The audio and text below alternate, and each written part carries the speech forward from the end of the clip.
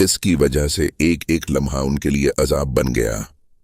लेकिन वाहरी गैरत व हमियत सब कुछ एक तरफ और आल मतलब का जोश व जज्बे एक तरफ।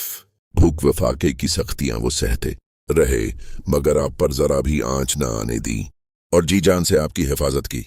चाचा अबू तालिब की शफकत व मोहब्बत भी काबिल दीद थी। वो आपके पीछे बिल्कुल दीवाने थे, जैसे एक शफीक माँ अपने लख्त जगर के पीछे। एक लम्हे के लिए भी वो आपसे गाफिल न होते, यहाँ तक कि सूते भी तो साथ सलाते। और अगर कभी किसी मजबूरी की वजह से छोड़ना ही पड़ता तो अपनी जगह किसी बेटे को कर देते कि रात में जागकर वो आपकी हिफाजत करे।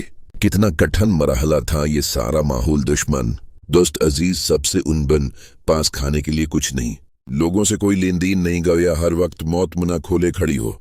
मगर ऐसे में अल्लाह ने मदद की और कुछ दिलों को उनके लिए नर्म कर दिया। चुनांचे मुसलमानों की बेबसी देखकर उन्हें तरस आने लगा और अब वो छिप छिप कर उनके पास आते और कुछ खाने पीने का सामान दे जाते। उन्हीं लोगों में एक हिजाम के बेटे हकीम थे। खदीजा उनकी फूफी थी। ये अपनी फूफी को रोटी सालन दे जाते।